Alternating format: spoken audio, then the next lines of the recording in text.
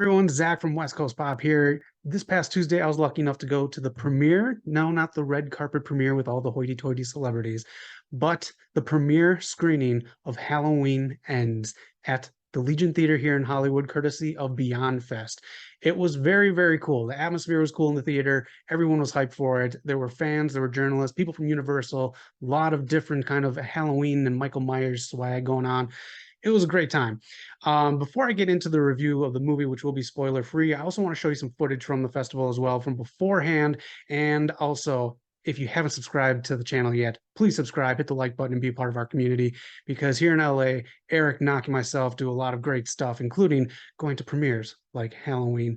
And so take a look here at Beyond Fest. This is what went down right before the film started. Rock leader.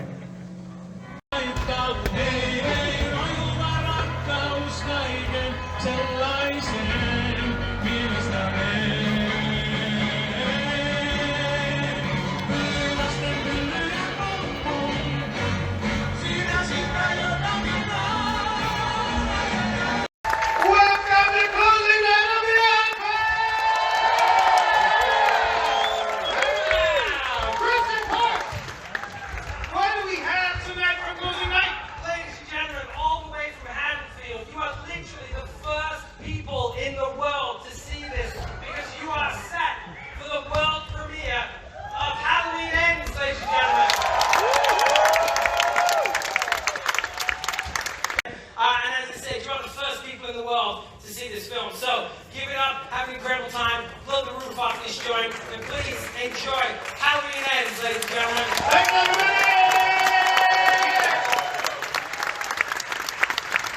everybody! That was just some of the footage I could get before the movie went on screen. Energy was high. Everyone was ready for this movie. Everyone had different kinds of Halloween and Michael Myers gear on, shirts, purses, jackets, hats, a lot of fun stuff. A lot of journalists, fans, Universal people there. So different mix of people excited to watch the first screening of this movie. And I was excited. I'm a huge Michael Myers fan. I know some of the movies are a little bit wonky, but just to preface what these new movies mean to me, I feel they are, if you're familiar with Blumhouse, their style of Halloween throughout. I like the first one. I've seen it a couple different times because I do like how it sets up. I like the tone and everything. But the second movie, Halloween Kills, it makes me miss Busta Rhymes. I got to be honest, that movie was a little bit too manic. It wasn't well thought out.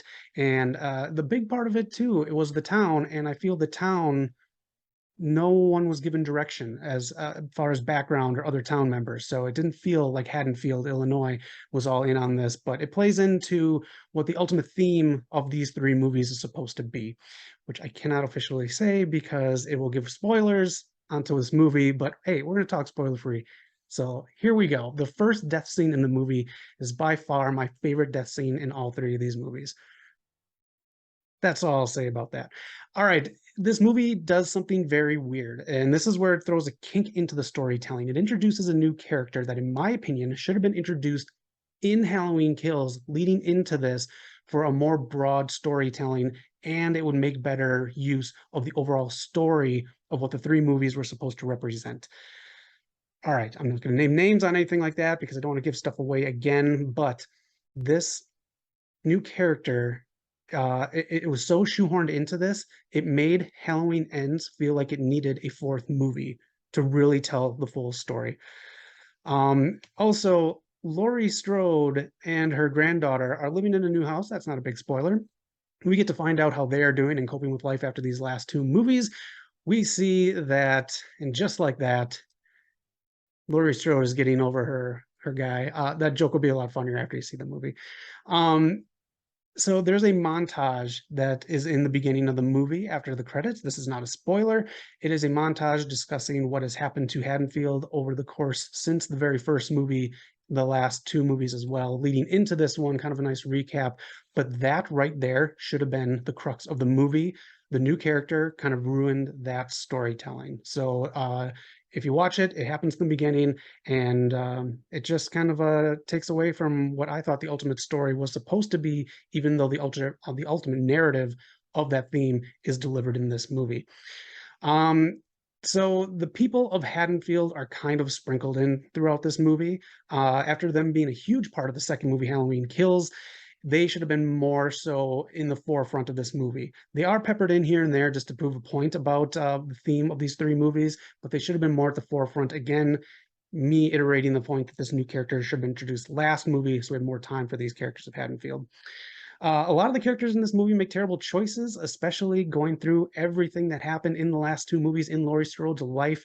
The Laurie Strode we knew in the first movie is not really that Laurie Strode anymore, which it can be frustrating for fans to watch, but that Laurie Strode does come back here and there, which makes her still the Laurie Strode that we root for throughout the movie. A lot of stuff in this movie, too, that the audience rooted for live, and it was just a lot of triumphant moments for characters and even the villain itself. So good stuff to watch in the theater if you can, but I know it's on Peacock for free, so a lot of people are going to do that, so I did the last one. Still think I paid too much for it. And also a lot of cool deaths in this one. This is where the big meat and potatoes of these movies come from, is the deaths, and they did their job with this one. A couple of them are kind of because you didn't really care about the characters, but they're characters that were introduced and they gave you death, and it's fine. But the deaths in this one were created, and that's what's nice. And I just wish that this movie would have done a little bit more of how the Scream franchise brings more characters back for each one rather than just one or two, because I think these deaths would have meant more if one or two of them would have been brought into the fold in the first movie or Halloween Kills. So that's just kind of a slight issue. It just kind of gives you no one to really root for other than Michael Myers, because you want him to kill most of these people who are written a little poorly and maybe poorly cast, or maybe that was their intention. But Haddonfield kind of seems like a shitty place to live, which is another theme that comes up during this movie. And yeah, why would you stick around a place like this? Again, I can't give anything away because it's in the spoilers, but ultimately, I'm going to say this. I give this movie a 3 out of 5. Now, maybe I'm looking at it through rose tinted glasses because I went to a very fun Hollywood premiere, or maybe I'm not rating it high enough because Halloween Kills killed me. I cannot stand that movie. I'll never watch that one again. But let me know in the chats what you think. Let me know in the comments below what you think of this trilogy as a whole being tacked on to the original Halloween movie. And let me know which Halloween movie is your favorite out of all of them. I know a lot of you are going to say Halloween 3. I actually like that one a lot as well. That is it. That is my spoiler-free review of Halloween Ends. Let me know what you think about it in the chat. We'll discuss it. Spoiler-filled chat. I'll chat with you all day, all night about this movie with spoilers galore. Oh, anyways, it was a lot of fun. Beyond Fest 2022.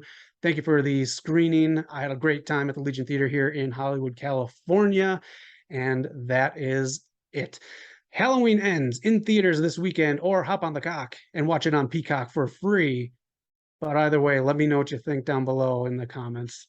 Have a great Halloween and be excellent to each other.